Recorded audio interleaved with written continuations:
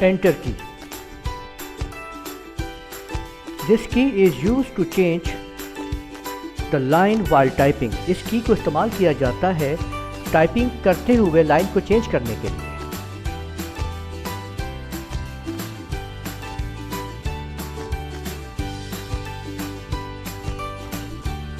Enter की को समझने के लिए अभी हम यहाँ पे एक लाइन लिखते हैं, जैसे मैं यहाँ पे लिख रहा हूँ। ये जो लाइन मैं टाइप कर रहा हूँ यहाँ पे आप देख लीजिए कि मैंने लिखा है आई एम राना मेहताब आलम, और अब मैं ये चाह रहा हूँ कि मैंने जो अगली लाइन लिखी है, नेक्स्ट लाइन जो है वो इसके नीचे लाइन को लेके आना है। तो मैंने एंटर की प्रेस कर दी है। जैसे ही मैं एंटर की प्रेस करता हूँ तो आप देख सकते हैं कि लाइन जो है वो चेंज हो चुकी है, और मैंने यहाँ पे जो है अब लिखना शुरू कर दिया है नेक्स्ट लाइन के ऊपर। तो आप ये देख सकते हैं कि नेक्स्ट लाइन के ऊपर किस तरीके से हम जो है वो टाइपिंग कर रहे हैं। और अगर मज़ीद हमने फिर लाइन चेंज करनी है तो हम इस जगह पे दोबारा एंटर प्रेस कर देंगे, तो आप देख सकते हैं कि यहाँ पे फिर एंटर की मदद से लाइन चेंज हो गई है। तो इस तरीके से हम एंटर की मदद से लाइन चेंज कर सकते हैं।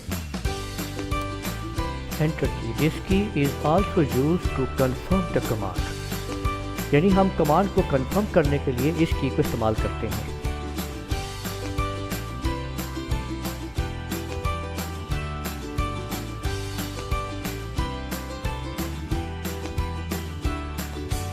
हम एंटर की को किसी भी कमांड को कंफर्म करने के लिए इस्तेमाल कर सकते हैं।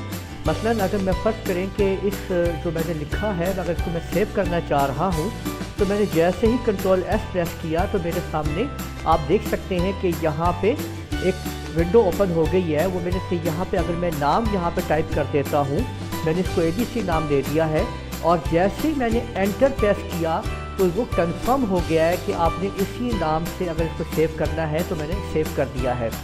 इसी तरह से अगर मैं यहाँ पे विंडो R की मदद से अगर मैं रन कमांड ओपन करता हूँ, और यहाँ पे अगर मैं कोई कमांड ओपन करवाना चाहता हूँ, मसलन अगर मैंने MS पेंट ओपन करना है तो मैंने यहाँ पे MS पेंट लिखा, और जैसे ही मैंने एंटर किया तो एंटर की का मतलब ये है कि मैं कंफर्म करना चाह रहा हूँ कि मैंने इसी चीज़ को ओपन करना है।